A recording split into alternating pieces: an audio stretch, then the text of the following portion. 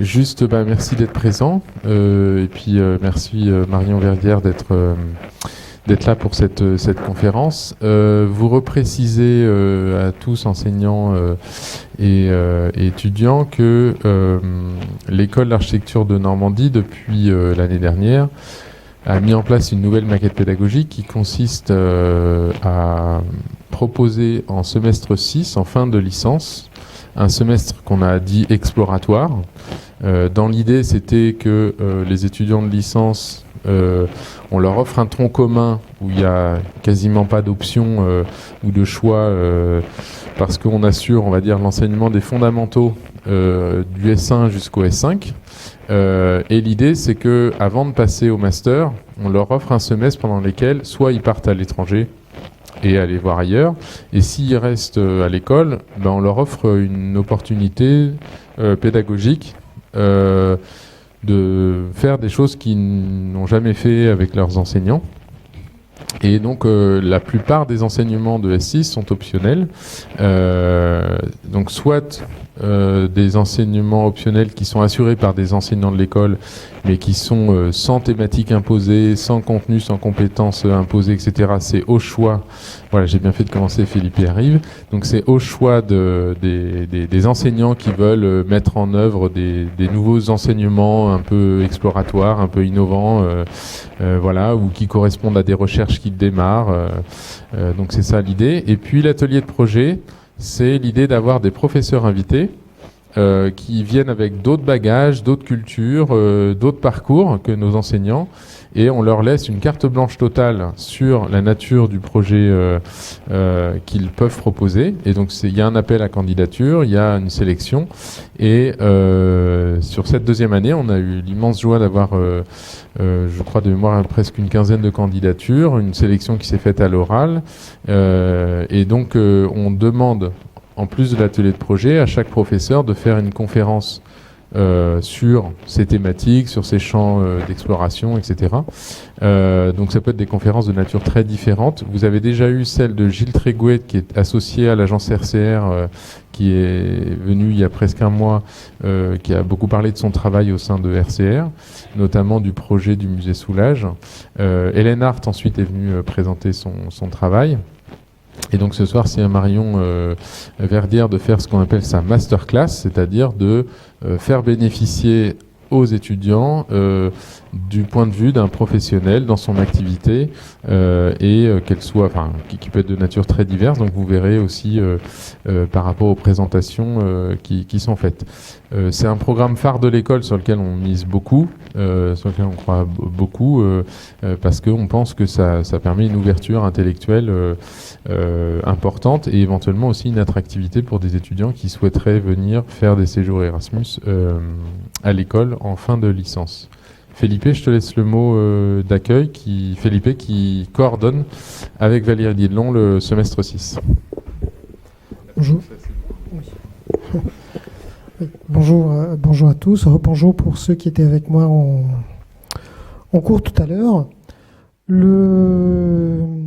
n'y a pas grand-chose à dire, si ce n'est les bienvenus à Marion. Donc là, ce cycle de conférences va se clôturer par une prochaine conférence fin mai, le 29, le 22 ou 29, je ne me souviens plus. Bon, on vous communiquera. C'est important de noter que chacune a sa spécialité, sa particularité, celle évidemment du parcours de chacun, celle de Marion qui a travaillé de nombreuses années au Pérou, vous parle d'un contexte très particulier qu'on connaît peu en France, mais dont on gagnerait beaucoup à connaître davantage, qui est celui d'autres modes de construction, aussi d'autres modes de penser le projet urbain, l'espace urbain, un projet avec les habitants, participation, dans un contexte où l'État n'est pas très présent, et si les contraintes sont tout à fait autres que celles auxquelles on est habitué ici dans notre vie quotidienne. Mais comme le monde est changeant, il se peut aussi qu'on ce regard qu'on promet ouvert vers d'autres réalités devienne aussi une manière de changer la nôtre, ou pourquoi pas s'adapter à des réalités changeantes. À toi. Je crois que celui-là fonctionne. Bonsoir à tous. Merci Raphaël, merci Felipe pour l'introduction. Effectivement, je vais vous parler aujourd'hui de croissance urbaine, mais à travers le prisme de l'autogestion. Qu'est-ce que j'entends par autogestion? Un petit peu ce que Felipe a mentionné, c'est-à-dire c'est la réponse des secteurs a priori les plus pauvres d'un territoire qui répondent eux-mêmes à leurs besoins, étant donné que l'État se trouve finalement en marge de ces développements. On peut considérer une prise en charge de leurs intérêts par les intéressés eux-mêmes. Donc, sous couvert de autogestion, on va retrouver cette thématique, on va pouvoir entendre des mots comme aussi informalité, autoconstruction. Il y a tout un vocabulaire qui tourne autour de cette notion-là, que je vais développer pendant cette présentation. Donc voilà, la croissance urbaine sous ce prisme de l'autogestion. Et le sous-titre de cette présentation, je m'interroge sur la possibilité d'un développement inclusif. Qu'est-ce que j'entends par là? C'est comment on peut prendre en compte dans la réflexion globale d'un développement urbain des initiatives de différents types. Felipe l'a mentionné, le côté participatif, l'action des habitants. Moi, ça me questionne en tant que professionnel et le fait de vous en parler, je vous invite aussi à vous questionner sur votre statut et sur votre impression, ou en tout cas, comment on peut réfléchir ensemble à cette question, comment on considère finalement la capacité de l'habitant à interagir avec son territoire et à proposer finalement des solutions pour enrichir une planification.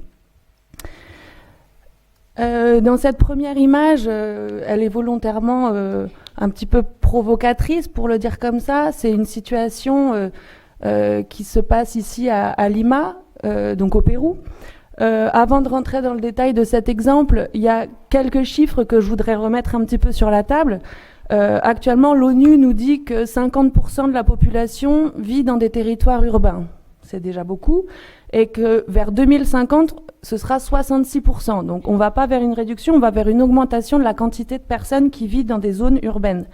Cette croissance urbaine-là, à 95%, donc presque 100%, elle va se passer dans les pays en voie de développement.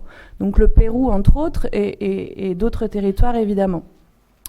Quand je parlais d'autogestion, l'autogestion, on peut avoir un côté un petit peu naïf, se dire le travail des habitants, mais tout ce travail-là finalement a des conséquences et va aussi vers ce qu'on définit ou ce qu'on appelle une consolidation.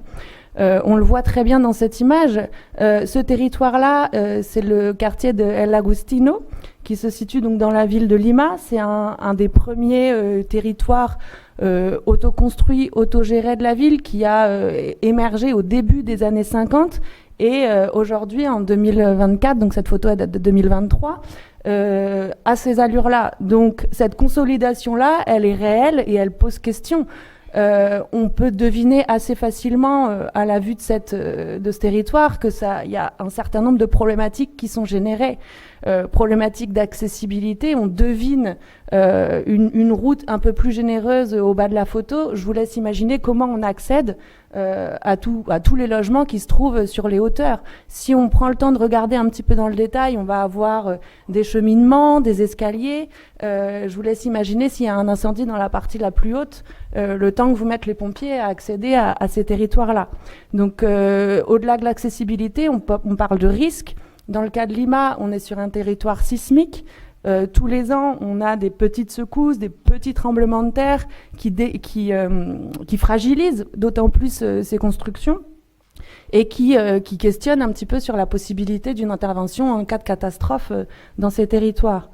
La densité, on est sur quelque chose d'hyper dense. On a aussi une question qui s'est énormément posée pendant la pandémie en termes d'hygiène, en termes de ventilation. On voit bien que les logements autoconstruits qu'on voit ici, il y a des hauteurs, on va avoir jusqu'à 5-6 niveaux avec une seule ouverture, des mitoyens sur le côté. Je vous laisse imaginer pour ventiler ces espaces ce que ça donne à l'intérieur. Quand on a été confiné pendant plusieurs mois dans ces situations-là, on génère aussi, de par l'évolution urbaine de ces territoires, des conditions de santé critiques. Voilà, il y a tout un tas de facteurs qui qui questionne et qui, en tout cas, à mon sens, devrait nous interroger en tant qu'architectes.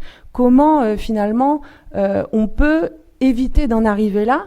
Comme je le dis, ça c'est un territoire qui a été commencé dans les années 50 à être occupé et qui aujourd'hui a cette allure-là. Comment on fait justement pour éviter de reproduire ce schéma-là et travailler à des solutions peut-être pour accompagner une autogestion un petit peu plus encadrée ou en tout cas pensée. Lima, il faut savoir que c'est considéré à 70% comme étant un territoire informel. Donc informel, ça veut dire aux mains des habitants pour le développement urbain et des logements de ces territoires-là. Pour parler un petit peu face à ce constat de ce que peuvent faire les gouvernements, de ce que peuvent faire les politiques face à ça, j'ai choisi 2 exemples. On va sortir un tout petit peu du Pérou pour aller en Inde, pour mieux revenir au Pérou après. Mais ça me paraissait intéressant d'avoir aussi un écho de ce qui se passe au niveau politique face à ces situations-là. Dans le cas de l'Inde, là on est dans la ville de Ahmedabad. Ahmedabad, c'est la 7e ville du pays. Donc c'est une ville où il y a 5,6 millions d'habitants actuellement. C'est une ville où le climat il est intense. On parle de plus de 40 degrés tous les étés. Donc je vous laisse imaginer la qualité de vie qu'on va avoir dans les territoires un petit peu plus compliqués. Ici, on est sur un développement horizontal de ce qu'on va connaître comme étant toute la notion qu'on a des bidonvilles indiens. Là, c'est un des exemples. Donc, on a ce côté un petit peu rural, mais de surpeuplement sur des territoires immenses, tout horizontaux. À l'échelle d'Ahmedabad, il y a 14% des habitants qui vivent actuellement dans des territoires de ce type, auxquels on peut ajouter 22% qui vivent dans des anciens logements dédiés à l'époque au textile, sauf que le textile c'était la grosse, on va dire, ce qui générait l'économie à Ahmedabad, et tout a été terminé, ou en tout cas la chute du textile dans les années 90 a reconditionné, a re-questionné un petit peu l'évolution des logements ouvriers qui étaient liés à cette activité. Donc on a finalement un peu plus de 30% de personnes dans la ville, donc je répète, il y a 5,6 millions d'habitants, donc ça fait du monde, qui vivent dans des conditions précaires, très compliquées, avec un climat très difficile. Donc face à ce constat, l'État indien agit en plusieurs phases. Donc la première idée de l'État, c'est de dire bon, on voit qu'il y a un problème, qu'est-ce qu'on fait? On va construire des logements qu'on considère dignes dans d'autres territoires, donc un peu plus à l'écart des villes, et là on va passer sur des logements verticaux. Donc on va finalement résoudre entre guillemets le problème en construisant des logements et en relogeant les personnes dans ces logements-là. Rapidement, cette question-là, elle a été remise en cause, notamment de par le manque d'appropriation de ces territoires par les habitants, étant donné l'éloignement des personnes avec leur quartier d'origine. Dans un deuxième temps, à partir de 2011, la question de la réurbanisation s'est faite sur site. Donc, c'est-à-dire, vous imaginez un territoire comme celui-ci, où on va mettre les personnes pendant un temps dans un camp de transit et construire pendant ce temps-là des logements dans lesquels ils devront, a priori, vivre par la suite. Ce genre de projet, ça se traduit comme ça. Donc ça, c'est la réponse de l'État face, du coup, au problème de l'étalement urbain dans des conditions précaires. Ça questionne quant à l'appropriation possible des habitants de ce type de logement aussi. On change de mode de vie, on retrouve une autre manière de s'approprier un logement. A priori, les conditions aussi, il y a une certaine sélection pour accéder à ce type de logement. Donc, on résout, entre guillemets, pour certaines familles, et d'autres restent un petit peu sur le côté. Donc, on a une demi-solution, on va dire, qui est proposée par l'État et qui termine avec ce type de construction. Et là, dans ce cas-là, c'est une alliance vraiment entre le privé et le public. Donc, l'État s'associe avec les entreprises pour générer ces constructions-là, là où elles ont été ciblées et en tout cas où elles semblent nécessaires aux yeux de l'État.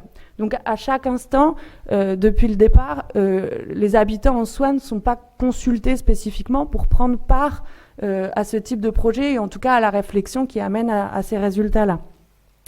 On est donc dans ces cas-là sur des logements de 36 mètres carrés environ pour des familles. On demande aux personnes qui vivent dans ces appartements de payer un loyer modique. dans lesquels ils vont aussi avoir des coûts en termes d'énergie. Donc on impose finalement un mode de vie différent à des personnes qui vivaient certes dans des conditions précaires, mais à aucun moment la transition est faite pour accompagner ce changement. Et certaines fois, le résultat, c'est ça. Ce bâtiment-là, il est de 2015. C'est-à-dire que ce que j'ai pas précisé, c'est que les familles qui sont transférées dans ces bâtiments ont une obligation de rester de 7 ans. C'est-à-dire pendant 7 ans, elles payent un loyer au bout duquel, si elles décident de rester, elles peuvent en être propriétaires ou à ce moment-là, elles peuvent le relouer ou le vendre. Mais il y a une présence obligatoire de 7 ans sous les conditions donc de paiement de loyer, de paiement de l'énergie et tout ça. Donc on voit assez facilement que cette politique-là a ses limites quand on voit le résultat d'un bâtiment qui a moins de 10 ans, donc qui paraît abandonné et où on n'a aucune possibilité d'appropriation, ou en tout cas rien n'a été fait ni de la part des autorités, ni de la part des habitants pour essayer d'accompagner un petit peu ce projet-là. Donc ça questionne sur l'importance finalement de l'intégration des habitants dans ce type de projet, sur la réflexion autonome d'un État qui va imposer des solutions, qui prend certes en charge d'une certaine manière cette question. Voilà, moi j'ai pas non plus forcément les réponses, j'ai beaucoup de questions, donc je vous les mets sur la table aussi et on pourra continuer à en discuter à la fin, mais voilà, ça c'est une des manières, on va dire, de prendre en considération ce type d'habitat et de travailler, voilà, mais en laissant l'habitant finalement en dehors de ce système. Je reviens au Pérou. Au Pérou, c'est une autre situation. L'accompagnement du gouvernement, elle est plus dans une politique du laisser-faire. Pour remettre un petit peu dans le contexte, Lima, donc c'est la capitale du Pérou, c'est 10 millions d'habitants. Je le disais, on est sur un territoire sismique. On est sur un pays hyper centralisé, donc avec 10 millions d'habitants à Lima, 30 millions en tout au Pérou. Donc on est sur quelque chose de vraiment très dense au niveau des centralités, au niveau national. Cette croissance urbaine à Lima, elle a été, on va dire, dessinée en 3 phases. Cette année, on fête, je mets des guillemets, on fête les 100 ans du premier établissement autogéré, donc du premier bidonville de la capitale. Donc ça fait 100 ans qu'on est sur des problématiques qui continuent et qui s'intensifient. Cette croissance urbaine, elle a évolué en 3 phases. On considère 3 grands moments importants, donc des années 20 jusqu'aux années 40, où on va avoir les premiers bidonvilles, jusqu'aux années 50 même, avec El Agustino que je vous présentais tout à l'heure. Des années 40 aux années 80, ça va être plutôt un étalement urbain, mais de la partie plane de la ville. Vous voyez des débuts de collines, on est quand même en bord d'océan Pacifique et encadré de l'autre côté par les premières montagnes des Andes. Et donc des années 80 à aujourd'hui, on est sur une appropriation des terres justement sur les collines de Lima. Je vous le disais, donc 70% de la ville est considérée développée de manière informelle, autogérée par les habitants eux-mêmes. Donc face à cet étalement urbain, face à cette croissance urbaine, l'État a agi, on va dire, en 2 étapes. Dans les années 60, il y a eu un moment fort avec la Ley de Barriadas, c'est la loi du quartier, on va l'appeler comme ça, en 1961, qui a, face à ce constat, légaliser les premiers établissements humains en donnant des titres de propriété, donc au niveau du sol, des droits au niveau du sol, aux premiers habitants qui s'étaient installés. Donc ça a un petit peu, on va dire, donné une respiration aux habitants qui s'étaient installés à ce niveau-là, et d'une certaine manière, ça a aussi encouragé l'émigration à continuer. Par la suite, on a eu une intensification aussi dans les années 80 en raison du conflit armé aussi qui a eu lieu dans les années 80-90, qui a poussé énormément de migrants des Andes vers la ville à s'installer justement sur les collines de Lima. Et face à ce constat, il y a eu une politique qui a été mise en place dans ces cas-là plutôt néolibérale, qui considérait la force de l'habitant comme étant quelque chose à valoriser. Donc de la même manière que les territoires avaient été légalisés et donnés en titre de propriété aux habitants, Ça a été encore plus formalisé dans les années 90 avec la création de Cofopri. Cofopri, c'est l'organisme de la formalisation de l'habitat informel. Donc on ne l'invente pas.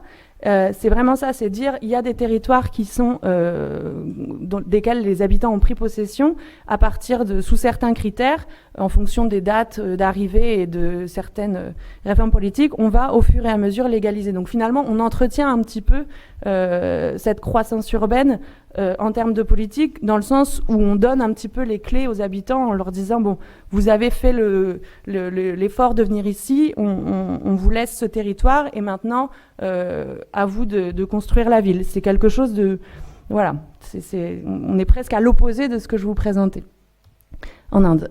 Donc si on se rapproche un petit peu de ces territoires, la logique de l'installation de ces communautés, c'est vraiment ça. C'est-à-dire que c'est des groupes qui vont venir pour la plupart des Andes, donc une communauté entière qui va venir s'installer sur un territoire, prendre possession d'un espace, le formaliser physiquement en créant des lots et petit à petit entamer les démarches pour le légaliser auprès de l'État, donc avec le système de Cofopri dont je vous parlais, pour après obtenir les services d'eau et d'électricité. Donc il y a tout un système de communauté qui vient un petit peu de la tradition aussi préhispanique des Péruviens, de justement travailler ensemble pour l'amélioration du territoire. La plupart du temps, l'amélioration de ces territoires s'arrête justement une fois qu'on a obtenu le titre de propriété, l'eau et l'électricité, et le développement des espaces publics reste finalement un petit peu secondaire dans ces dynamiques-là. Par rapport à ce que je vous montrais dans la première image, là on le voit de plus près, mais on entretient finalement les mêmes problématiques que dans le quartier d'El Agustino des années 50. Là on est sur le quartier de la Ensenada, qui est sur les hauteurs, un quartier qui date des années 90, où finalement si rien n'est fait, rien n'est accompagné dans la démarche qui est entreprise par les habitants, on imagine très bien que ces constructions vont être transformés avec des logements en matériaux nobles, on appelle ça au Pérou, donc briques-béton, et que petit à petit, on va venir figer un petit peu ces installations-là, et on aura a priori du mal à rendre un petit peu plus vivable, en tout cas, ces territoires-là. Donc ça pose aussi question de l'évolution de cela. Notamment aussi, actuellement, on va dire que les raisons pour lesquelles les habitants venaient dans les années 80 ont un petit peu évolué. C'est-à-dire qu'on avait une idée un petit peu d'idéal. Dans les années 80, on fuyait le conflit pour essayer d'avoir un petit peu des opportunités en termes de travail, en termes d'éducation, en s'installant avec la communauté sur un territoire. Depuis plusieurs années, voire plusieurs décennies, ce schéma-là, il est un petit peu remis en question dans le sens où il y a un système parallèle qui lotise, on va dire, tous ces territoires. Il met l'électricité et l'eau et le revend en marge de l'État. Donc on a un système parallèle financier, de spéculation sur des territoires finalement qui appartiennent a priori à l'État, mais qui sont envahis et finalement petit à petit privatisés. Ça pose encore question sur la capacité de la politique néolibérale d'accompagner justement le développement urbain. C'est flou. Donc face à ça, moi je me pose la question en tant que professionnel, qu'est-ce qu'on peut faire ? Qu'est-ce qu'on peut faire ? C'est-à-dire, dans le cas de Lima, je vous le répète, on est à 70% qui est considéré informel, 30% qui est considéré formel. En tant que professionnel, on se concentre sur le 30% en disant c'est ça qu'il faut faire, c'est ça qu'on continue, ou on essaye de comprendre finalement comment on en arrive à des situations telles, et on réfléchit pour justement comment on peut intégrer cette force locale de proposition au projet urbain, et comment on peut apporter finalement à la réflexion pour justement essayer d'encadrer un petit peu tout ça, ou en tout cas réfléchir à la ville qu'on veut pour demain. En tout cas, moi, c'est des choses qui me questionnent.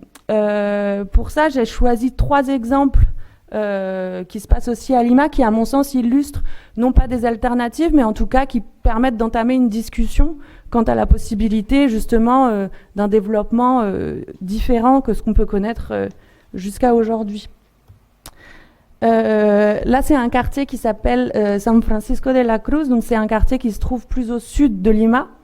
Dans ces cas-là, c'est un quartier qui a été où les habitants ont pris possession de ce quartier juste après la ley des barriadas des années 60 dont je vous parlais tout à l'heure. Donc dans cette espèce d'effervescence d'appropriation des territoires, il y a des regroupements de communautés qui se sont installés sur ces terrains dans les années 65.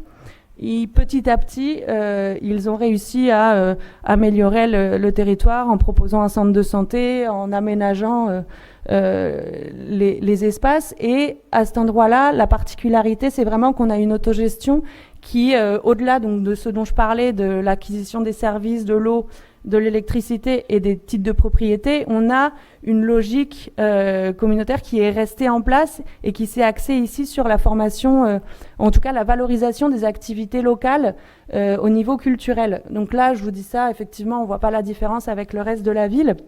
Mais là, c'est ce qu'on appelle, c'est ce qui a été appelé et mis en place par les habitants. C'est un écomusée de plus de 50 hectares qui regroupe finalement toutes les activités qui se passent dans ce secteur-là. C'est le même territoire et là on comprend un petit peu mieux du coup les activités qui s'y placent. L'idée ici c'est quoi? C'est d'avoir associé les habitants avec des fondations mais aussi une équipe de professionnels pluridisciplinaires, donc Octava, qui travaille finalement main dans la main avec les habitants pour mettre en avant les différentes activités déjà existantes. L'équipe du coup sur place, sur le terrain, travaille finalement en termes de recherche à identifier les activités, à formaliser ces activités avec les habitants pour les donner à voir, pour les diffuser et donner finalement un petit peu vie à l'activité déjà existante. Donc ça passe par une signalisation, ça passe par une formalisation, par une organisation, mais du coup il y a un travail vraiment de mise en commun de ces activités de la part donc de l'initiative des habitants, j'insiste, qui dans un premier temps sont associés à des fondations, la Fondation Marignol, avec l'ambassade de l'Inde qui a aussi permis de financer certains projets, et plus récemment avec Octava, donc une entité avec des professionnels architectes, mais aussi d'autres disciplines qui accompagnent et encadrent ce travail-là initié par les habitants. Concrètement, là, c'est un des points qui était ciblé sur le plan. C'est une initiative locale d'un des voisins qui a développé lui-même un musée paléontologique donc sur la colline, et il montre un petit peu à voir les différentes espèces qui ont vécu auparavant sur ces territoires. Il est très difficile de deviner qu'il se passe des activités comme ça sur ces territoires-là, mais le fait justement de travailler à l'élaboration finalement d'une entité, ou en tout cas qui regroupe ces activités, ça permet de donner à voir et de valoriser justement tout ça, et de renforcer finalement ces initiatives, et de parler aussi de consolidation, mais au-delà d'une densité intense, et là une consolidation en termes culturels, de rassemblement des activités qui donnent à voir le territoire finalement d'une autre manière et propose une certaine alternative au développement qu'on connaît. Un autre exemple, c'est celui du quartier d'El Briante. Donc c'est un quartier qui se situe aussi dans la partie sud de Lima, qui est en contrebas de la colline que vous venez de voir, qui date des années 67, donc un tout petit peu après, où là c'est une association un regroupement de plusieurs pâtés de maison, manzanas, un regroupement, on va dire, d'habitants ensemble, d'associations, qui ont petit à petit, de la même manière, travaillé ensemble pour l'installation des réseaux, pour la construction des routes, et dans les années 90, à la construction d'un local communal qui leur a permis de réfléchir à la formation finalement d'une activité économique qui leur a permis de proposer une autonomie dans le quartier. C'est-à-dire, ils ont travaillé au départ au financement de leurs activités avec des activités un petit peu différentes, c'est-à-dire pour récolter des fonds de manière différente, des activités un petit peu plus classique, et l'idée de l'utilisation du local communal pour générer des revenus est venue au fur et à mesure, et a permis à cette collectivité, cette communauté d'obtenir une certaine autonomie. Là, en l'occurrence, c'est l'utilisation du terrain du local communal comme parking qui permet de générer des revenus tous les mois, et avec ces revenus, de proposer aussi un service de santé, une aide sociale pour les habitants, le développement d'activités et finalement une autonomie du quartier. Donc à travers une activité économique, l'idée ça a été de proposer ce que l'État finalement ne proposait pas, là de le gérer au niveau de la communauté.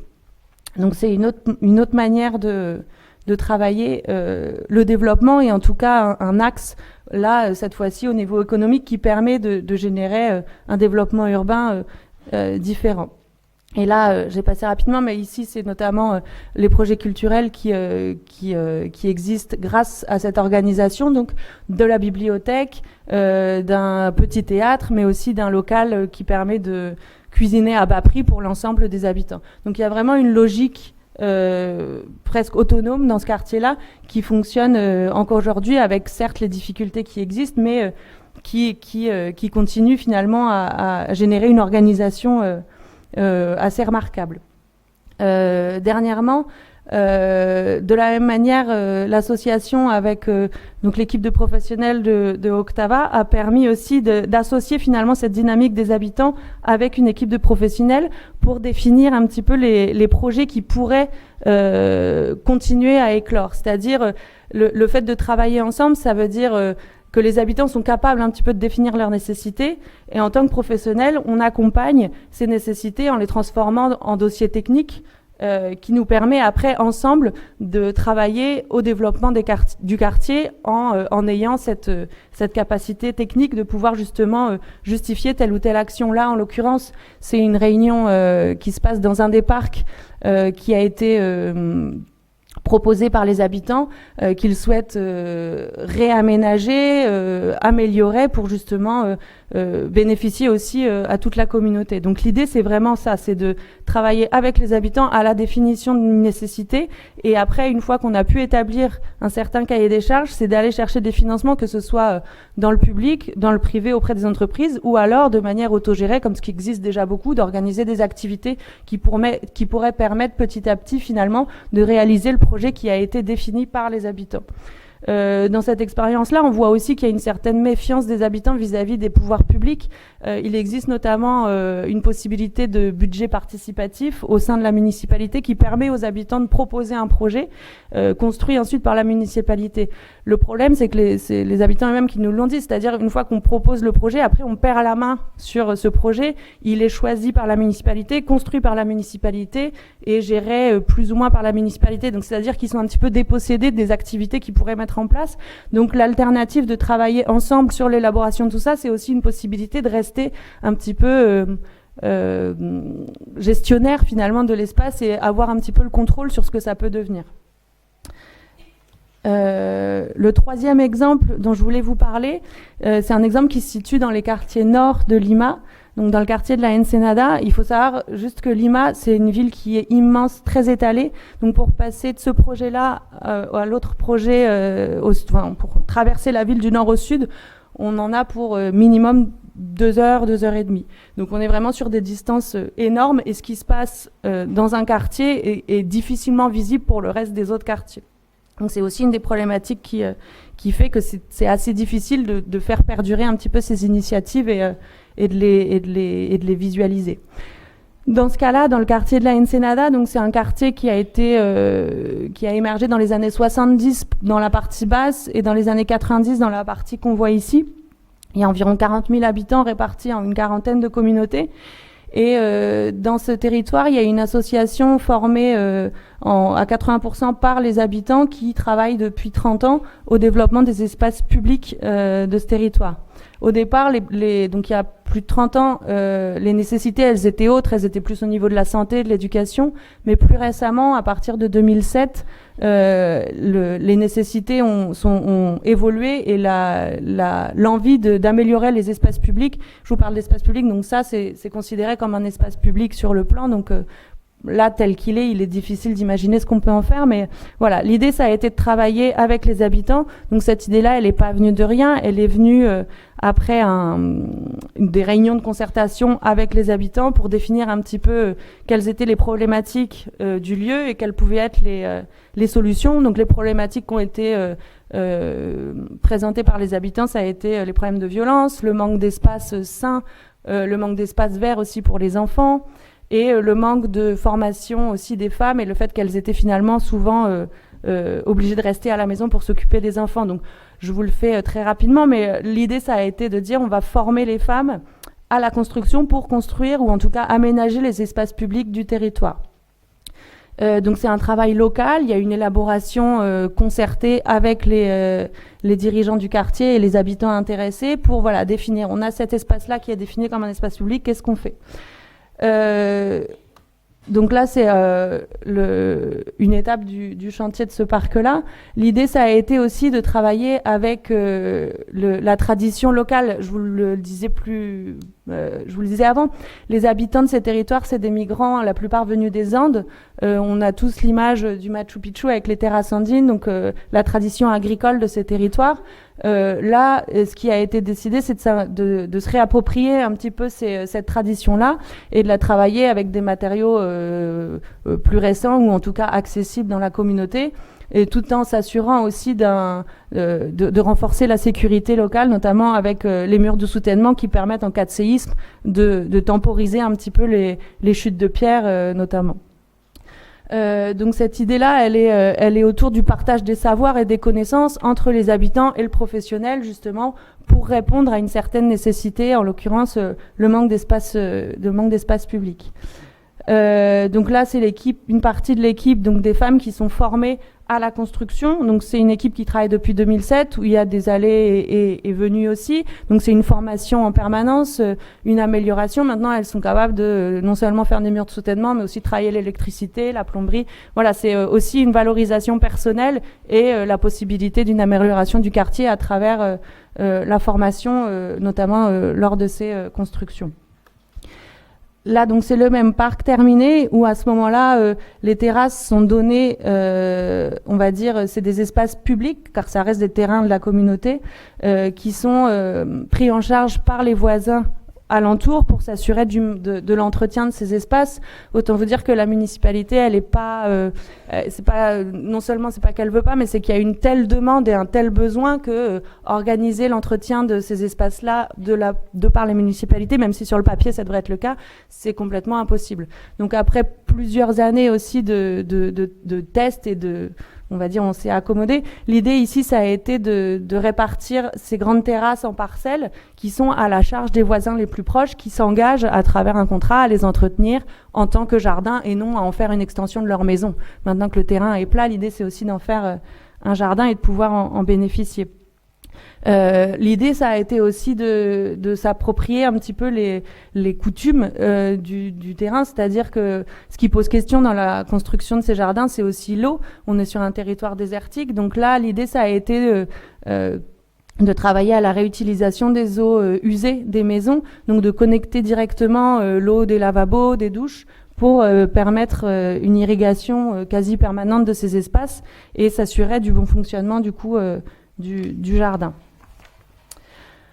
Ça, c'est un autre espace. Donc, à travers cette photo, ce qui me semble important, c'est de valoriser aussi le savoir-faire local. Je le rappelle, donc c'est des gens qui viennent des migrants qui viennent des Andes, qui ont une culture agricole assez importante et qui savent justement entretenir ces espaces. Et on le voit, c'est aussi une réaction en chaîne. Les premiers parcs n'étaient pas forcément valorisé, mais petit à petit, une fois que ça fonctionne, c'est-à-dire la plupart des habitants sont intéressés et veulent aussi avoir un petit morceau de terrain. Et on voit bien que sur des espaces tout petits, là on est sur une vingtaine de mètres carrés, on arrive à réaliser des cultures assez importantes et qui se renouvellent aussi plusieurs fois dans l'année. Donc on a vraiment une mise en valeur des savoirs à travers la construction et l'aménagement de ces espaces publics. Depuis 2007, il y a plus de 6000 mètres carrés de jardins qui ont été construits, qui sont en charge d'environ 80 familles. Il y a vraiment cette nécessité d'impliquer du coup les habitants au développement du territoire et à son entretien, en tout cas dans la situation qu'on connaît au Pérou. C'est voilà, un travail d'apprentissage entre le professionnel et l'habitant qui permet finalement ce type de résultat local. Au vu de ce dont je parlais, donc des propositions gouvernementales, peut-être à mon sens encore limitées, de la vitesse de croissance qu'on connaît, il est à mon sens important justement de se questionner sur la capacité qu'on a en tant que professionnel, comme je le disais, d'accompagner ce développement. Je le rappelle, on va passer de 50% à 66% c'est en 2050, ça va venir vite, dans 26 ans. Et on est sur quelque chose, voilà, une accélération vraiment rapide. On a des solutions globales qui, en tout cas jusqu'à maintenant, fonctionnent peu ou pas. On a des solutions locales que j'ai présentées, mais qui sont quand même limitées. Je vous parle d'un problème de distance géographique, d'un problème de visualisation, d'un problème d'adaptation. On est quand même sur des problématiques certes similaires, mais des résolutions différentes et partielles. On n'a pas résolu tous les problèmes, que ce soit en travaillant l'économie du quartier, la culture du quartier ou l'environnement avec l'amélioration des espaces verts. Donc, qu'est-ce que ça veut dire? Quelle est la posture qu'on peut avoir, qu'on peut prendre? Est-ce qu'on veut améliorer ces territoires, les légitimer, ou alors est-ce qu'on veut inclure dans la planification urbaine un vrai renouveau de ces espaces? Dans ces cas-là, de quelle manière? Il y a énormément de barrières qui nous freinent, mais qui ne devraient pas nous arrêter. Et certes, on a des barrières institutionnelles, des barrières sociales, car c'est quand même des territoires en marge avec un certain nombre de problématiques au-delà de la problématique urbaine et architecturale. Mais il me semble que c'est important, en tout cas, pour faire avancer les choses, de se poser les questions et de savoir dans quelle mesure on peut accompagner, nous, en tant que professionnels, se former et pour un petit peu, finalement, réfléchir aux villes qu'on veut construire pour demain. Je m'arrêterai là. Merci beaucoup.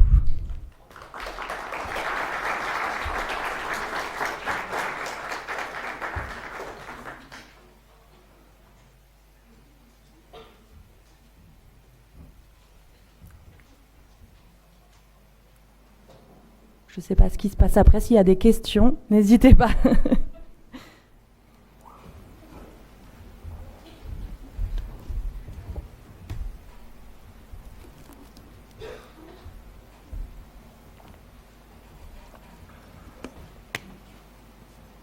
Comme le plus difficile, c'est toujours la première question. N'hésitez pas à poser la deuxième.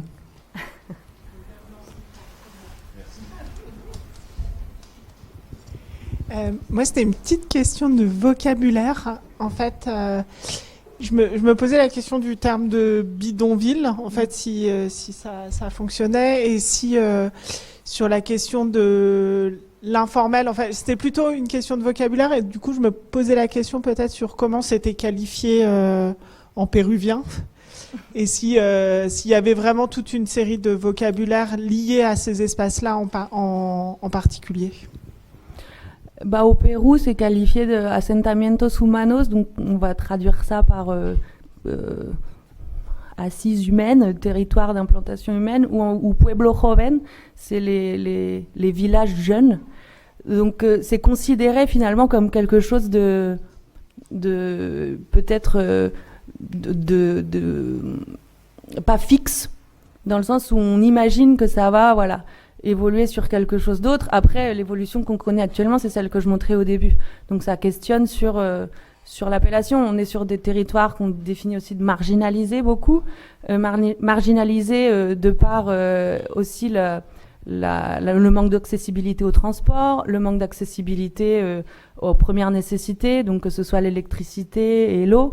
Le terme de bidonville, effectivement, il est utilisé, réutilisé et il permet de faciliter le dialogue. Je suis pas sûre qu'il soit toujours d'actualité, mais effectivement, moi, parler de territoire autogéré, ça permet de le voir aussi d'une autre manière. C'est-à-dire de voir aussi la capacité que les habitants ont eue de s'approprier ce territoire, de créer une vraie proposition urbaine à partir d'une initiative a priori non professionnelle. Donc la transition à ce vocabulaire, ça amène aussi à mon sens un changement de regard. Je fais encore parfois moi-même dans la présentation sûrement, je vais parler de territoire informel ou de choses comme ça, c'est ce qu'on va entendre dans les discours politiques, mais j'essaye de me cantonner aussi à parler de territoire autogéré parce qu'à mon sens, ça valorise l'action qui existe et de deux, ça permet de mettre un petit peu les choses au même niveau et de pas dire on a le territoire officiel et on a le territoire officieux qu'il faudrait transformer en territoire officiel. À mon avis, on n'en est plus là et c'est pour ça que c'est important de questionner, de valoriser et d'essayer de comprendre comment on peut accompagner cette évolution justement en tant que professionnel du territoire.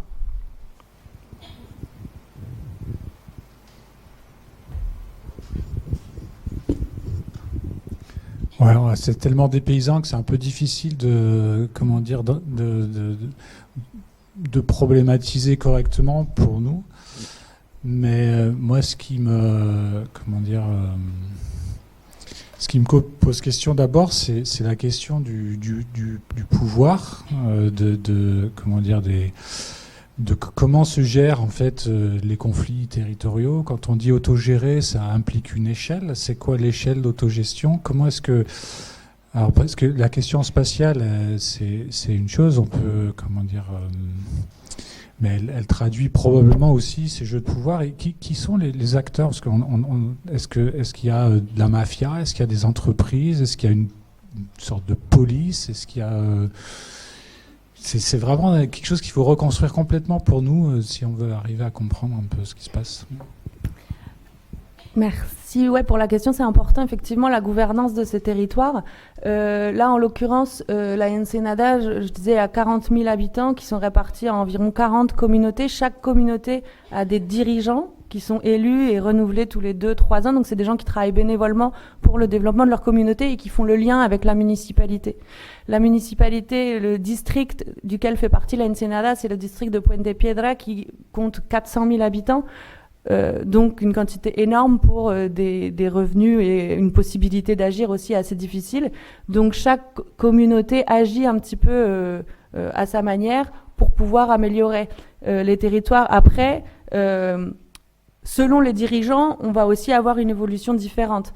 Là, dans le cas du quartier de Los Rasmines, donc qui est une des communautés de l'Ensenada, où il y a justement tous les parcs que j'ai présentés, on travaille avec des dirigeants qui sont pas corrompus, qui vont, une fois que le plan est établi, les territoires, les lots définis et les propriétés définies, il y a des lots qui sont réservés pour les espaces publics, les jardins, et qui doivent rester jusqu'à ce qu'ils puissent être construits.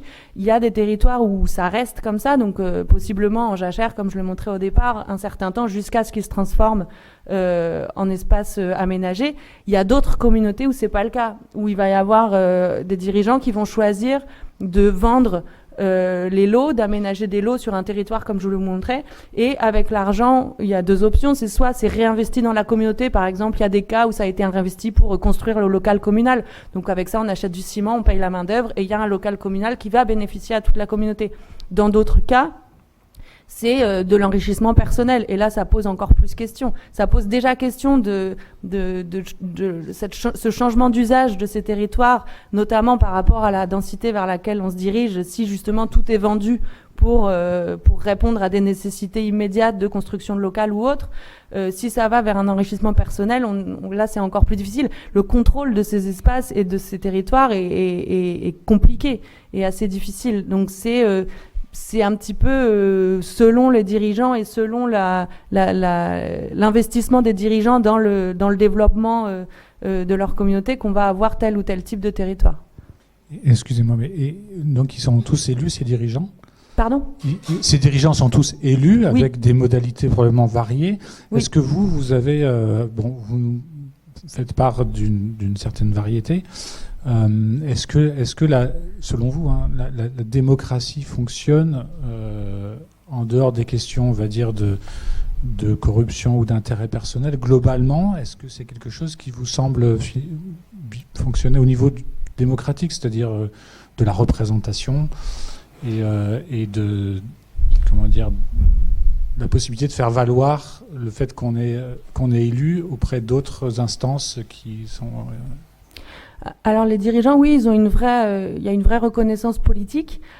Après, ce dont je parlais au départ, au sein même d'une communauté, il y a un investissement différent de la part des habitants en fonction du du niveau de développement, on va dire, du territoire. C'est-à-dire qu'il va y avoir a priori un investissement majeur dans la première partie qui va être la construction d'escaliers, les premières nécessités, l'acquisition de l'électricité, de l'eau. Là, il va y avoir une dynamique dans laquelle, aux assemblées générales, il va y avoir a priori beaucoup de monde, où il va y avoir justement cet engouement, cette confiance dans les dirigeants qui vont justement faire le lien pour pouvoir générer tous ces services-là.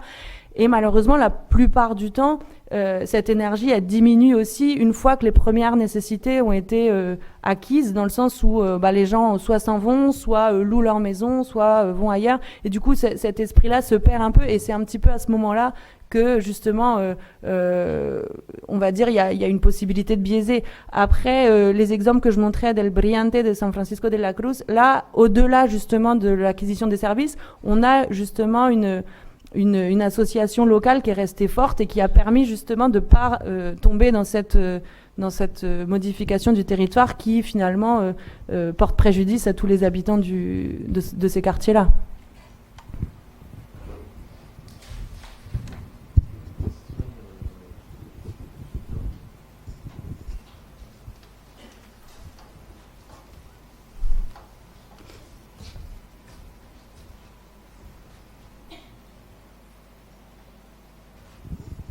Philippe, tu as une question ?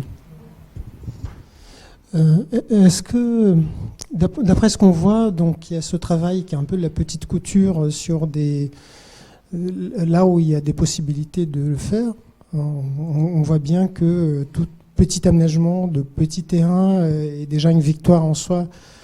Et donc la perception de l'amélioration, elle est flagrante, parce que là où il n'y avait rien, finalement, ce quelque chose peut aussi être très visible et avoir un vrai effet de changement. Je voulais savoir sur le long terme, dans ton expérience de ce que tu connais du pays, est-ce qu'il y a eu dans la globalité, à Lima ou dans d'autres grandes villes du Pérou, est-ce qu'il y a eu un mouvement d'amélioration globale où on essaye toujours essayer de réparer ou de freiner une dégradation des conditions de la population en fonction de l'augmentation de la population, la pauvreté et tout. Au niveau global, à mon sens, il y a eu des choses qui ont été tentées. Donc, par exemple, à l'époque, le fait de créer Cofopri, l'idée générale, c'était justement de donner clé en main, de donner la possibilité aux habitants d'améliorer en les rendant propriétaires d'un terrain, de les délester un petit peu de ça pour qu'ils puissent après entreprendre une construction et à ce moment-là devenir un petit peu les entrepreneurs des quartiers. On voit les limites que ça pose aujourd'hui, en tout cas les questions que ça pose. Dans le cas du quartier de la Ensenada, l'association d'habitants dont je parlais, c'est l'association Mano a Mano qui travaille là-bas depuis plus de 30 ans. Là, à cette échelle-là, oui, on sent qu'il y a quelque chose qui s'est passé, ou en tout cas, il y a une transformation qui a opéré autour de cette dynamique-là, mais à échelle locale. Mano a Mano, ça fait 30 ans que ce travail est effectué, et il est en perpétuel questionnement aussi pour s'adapter en permanence. En termes de politique générale, il y a d'autres tentatives. Aussi, à la Ensenada, il y avait des programmes aussi municipaux, notamment Barrio Millo, qui a essayé justement de travailler le développement des espaces publics avec les habitants. C'est resté, finalement, il y a eu tout un processus de 1 an entre la consultation, la construction, l'inauguration, et on vient, c'était en 2015, donc 7 ans après, et l'espace est abandonné. Donc l'État, je pense, a fait des tentatives, mais le suivi de ces projets-là est assez compliqué, ou en tout cas redonner encore aux mains des habitants en disant bon, on a fait le parc, c'est bon, maintenant on continue. Le fait par exemple que ça fonctionne depuis plus de 30 ans avec Mano a Mano, c'est aussi la capacité d'une présence locale, d'accompagnement, de suivi, qui fait que finalement on arrive à garder une certaine pérennité dans les projets, qui à mon sens est encore compliqué à gérer au niveau national.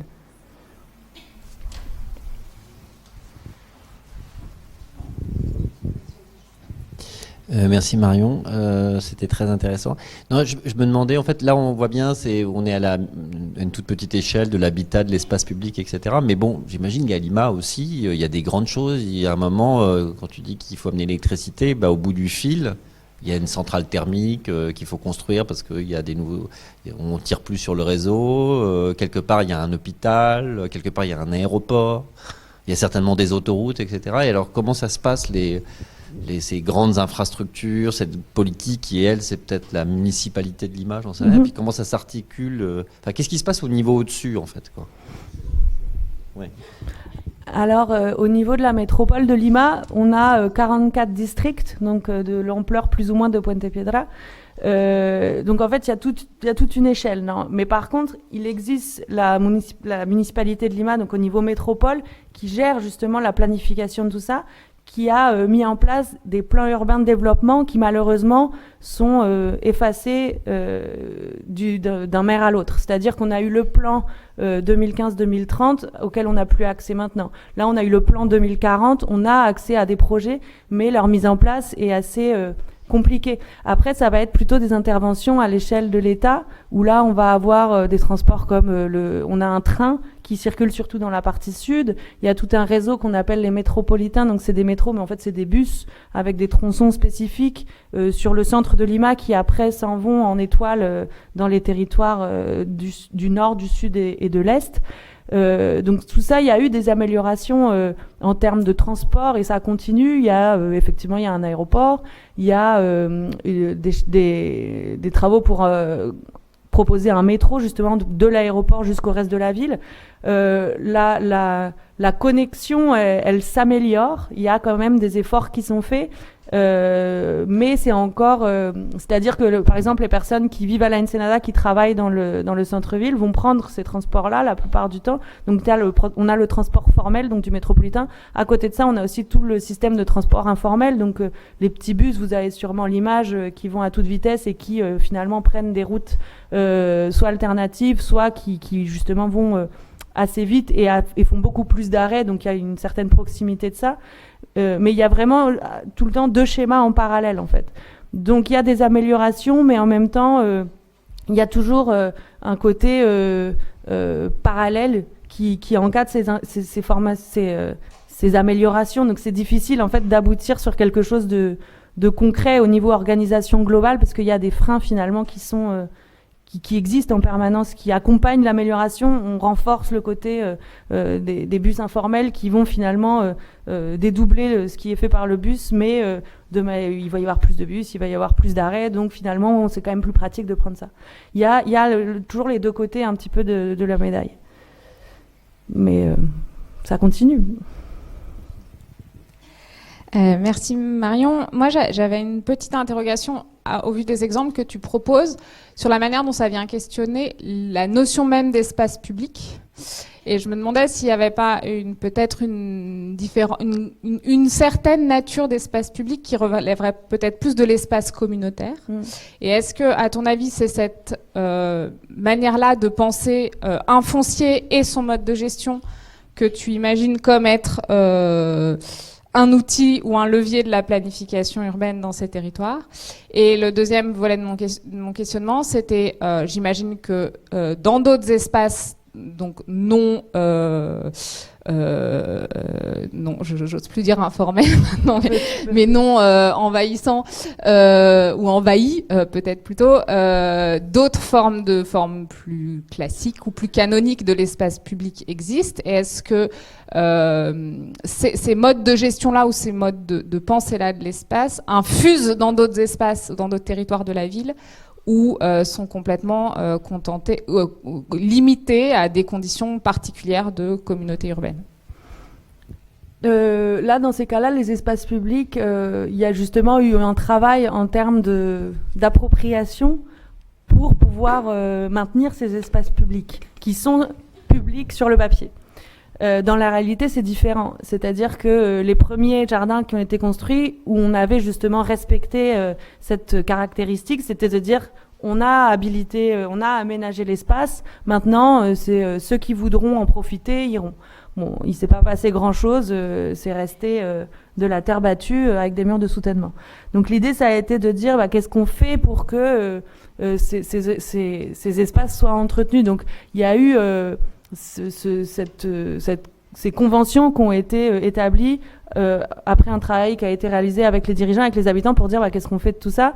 Et le fait de presque semi-priver ces espaces, ça a été la solution dans ce territoire-là. C'est-à-dire que les habitants n'en sont pas propriétaires, mais sont en charge de leur entretien.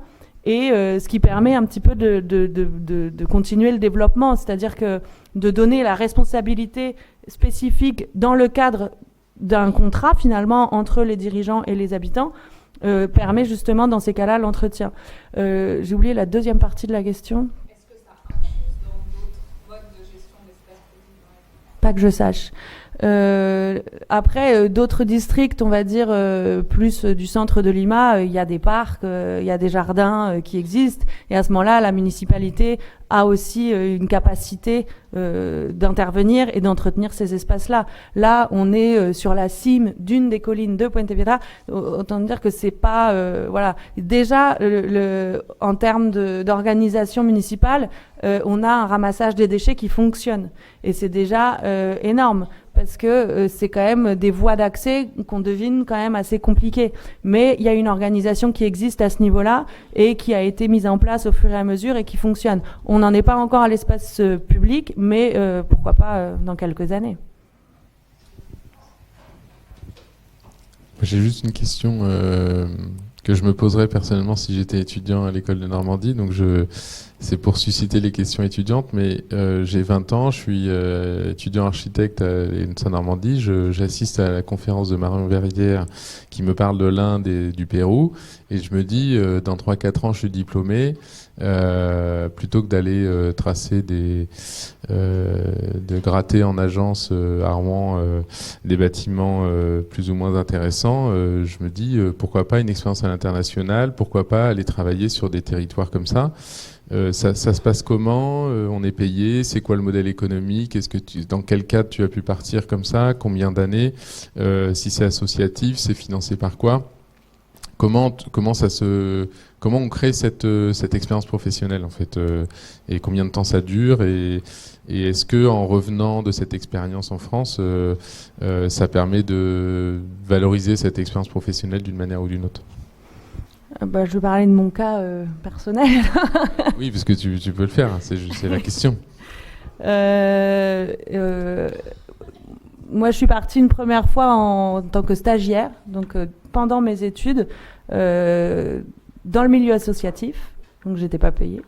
Ça a été une expérience de 3 mois, et à la suite de laquelle j'ai pu formaliser ça sous forme de service civique. Donc on a la chance que les services civiques existent, et maintenant les services civiques à l'international, qui permettent d'avoir un certain statut avec lequel il faut faire attention, parce qu'on est quand même dans des pays en développement avec des capacités de travail différentes. C'est-à-dire que en ayant un service civique français et en travaillant en Inde, au Pérou, peu importe, on est aussi dans des territoires où la vie est a priori un petit peu plus dure, et où nous, on arrive avec nos 35 heures et nos 500 euros par mois, on est quand même très bien lotis. Donc il faut aussi arriver et se mettre en condition qu'on est dans une démarche d'apprentissage, à mon sens, si on va dans des espaces comme ça, et qu'il faut vraiment valoriser et peut-être passer un petit peu outre ce confort avec lequel on va partir, mais justement en profiter pour s'enrichir et travailler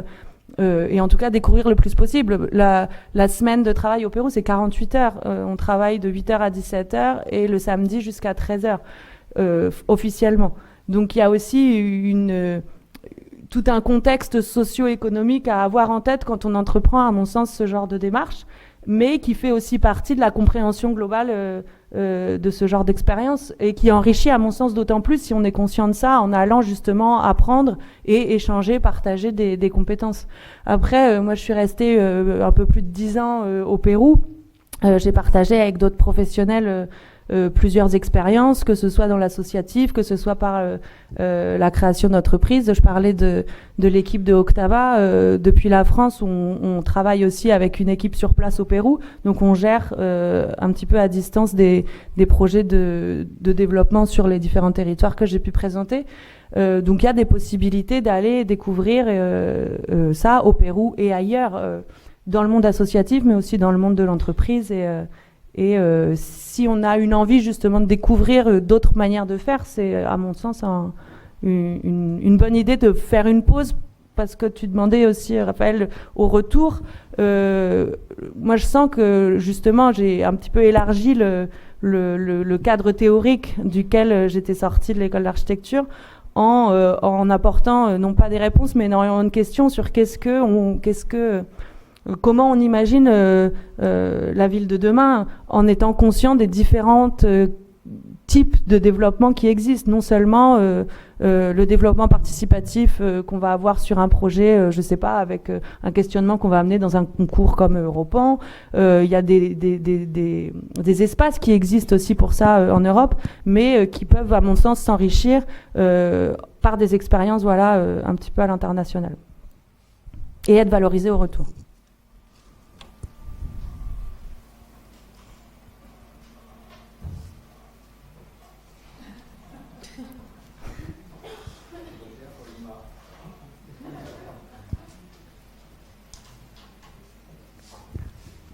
Merci.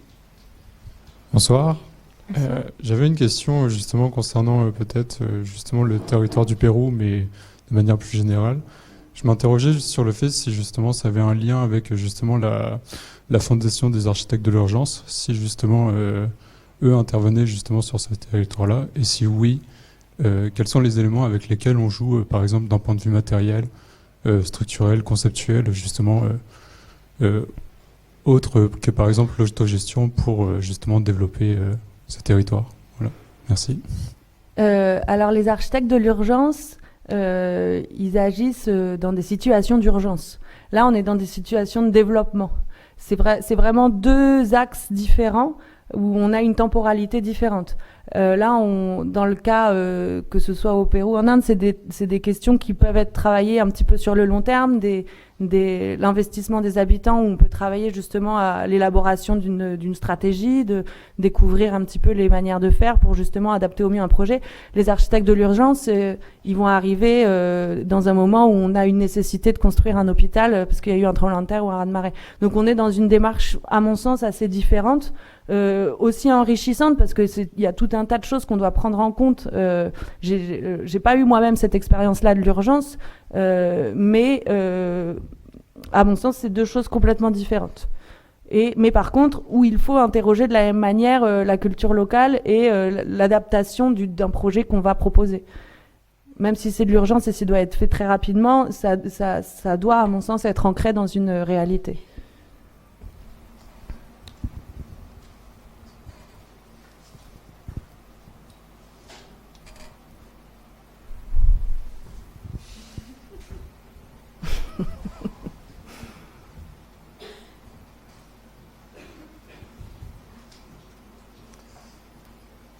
Si on a le temps, moi j'étais curieux à voir vos photos. Ce qui comment dire, choque, ou en tout cas ce qui frappe, c'est qu'on n'a pas l'impression que c'est très vivant. On n'a pas l'impression qu'il y ait beaucoup de gens dans les rues, des troquets, des bistrots, des commerces. Je sais pas, c'est pas énormément non plus de circulation. Vous êtes à l'aise dans ces quartiers? Vous trouvez qu'il y a une bonne ambiance? Comment ça marche? Non, c'est une bonne question. C'est une ambiance qui est différente. Je parlais du temps de travail. À mon sens, c'est quelque chose qui conditionne aussi énormément la vie de quartier telle qu'on peut l'envisager. Quand on travaille de 8h à 17h et qu'on rajoute à ça 1h30, voire 2 heures de transport le matin et le soir, ça diminue le temps passé au troquet qui n'existe pas à cet endroit-là. À cet endroit-là, en termes de commerce, on va avoir des commerces de proximité, donc des épiceries, des quincailleries, des choses comme ça. On va avoir aussi des restaurants, mais sur les parties la plupart du temps plus basses, ou alors des restaurants à ce niveau-là, mais plus de restaurants de travail du midi où on va aller manger un menu de bonne qualité, à pas cher, et qui va maintenir un petit peu une certaine idée d'économie. Après, il y a dans les différents quartiers que j'ai présentés, il y a une bonne ambiance qui est favorisée aussi par justement cette énergie locale. Pardon ? Il y a des paroisses dans les parties basses aussi, effectivement, qui génèrent des activités pas mal. Il y a des fêtes, notamment l'anniversaire des communautés. Il y a des événements propres à chaque communauté qui vont donner vie. Il y a par communauté, il y a un terrain de foot sur lequel il va se passer de toute façon le dimanche des matchs de foot, des activités comme ça. Après, la plupart du temps, au-delà du terrain de foot, il n'y a pas beaucoup d'espace non plus pour se réunir. Donc, ça va être dans la rue, ça va être... mais oui, il y a une bonne ambiance. C'est différent, mais c'est un autre mode de vie, c'est un autre rythme et c'est difficile de comparer, je pense. Alors à certaines heures de la journée, si ça peut paraître ville dortoir, notamment quand les enfants sont à l'école et que les parents, ou notamment les hommes, sont partis travailler un peu plus loin, mais ça reste assez vivant. Et au contraire, si alors j'ai pris des photos d'architectes où il y a personne, ça doit être un défaut professionnel.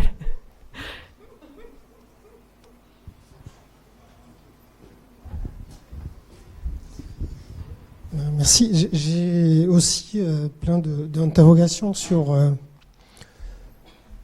Lima est une ville au bord de la mer. Oui. Et il y a donc du loisir. J'imagine les gens vont à la plage comme au Brésil ou... Oui.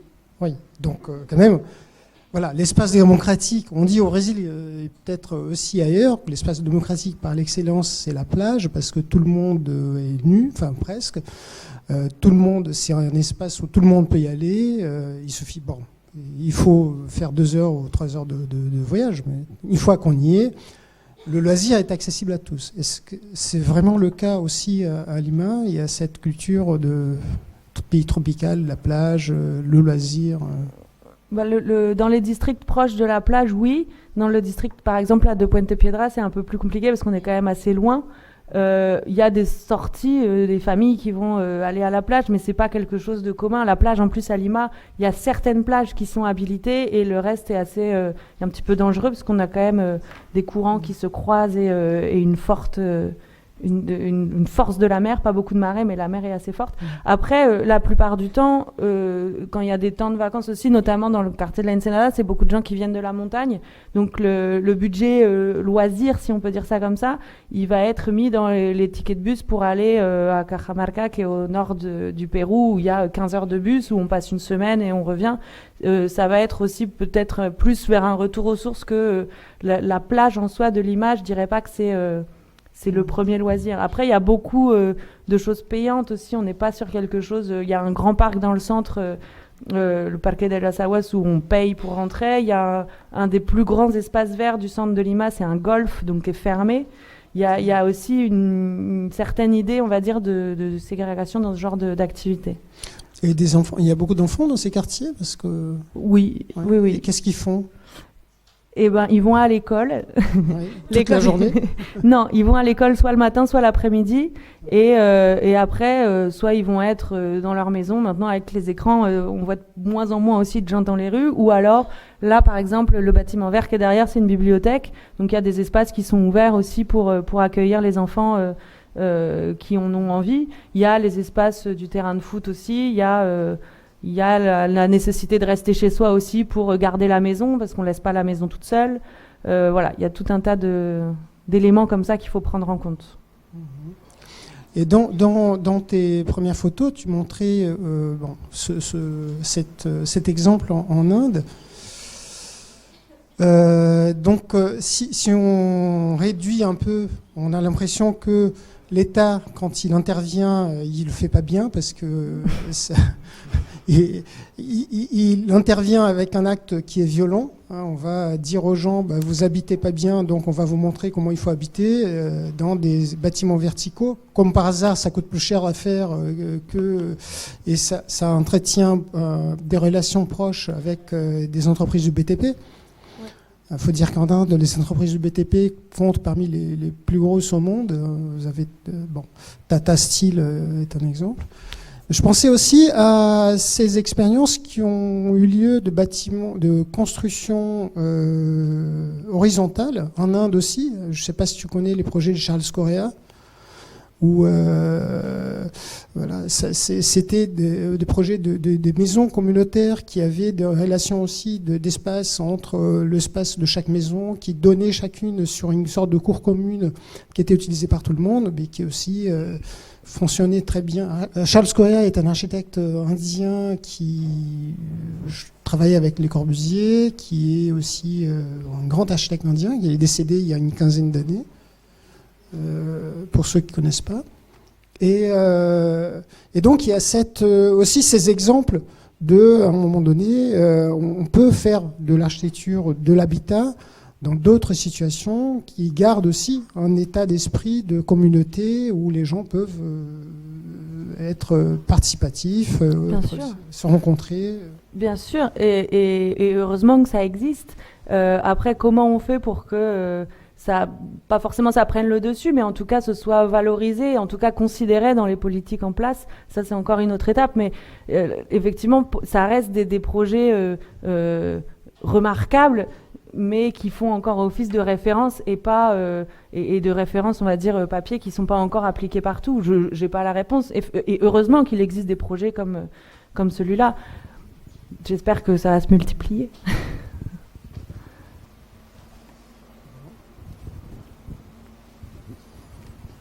Est-ce qu'on conclut? Il n'y a pas de dernière question, pas de regret.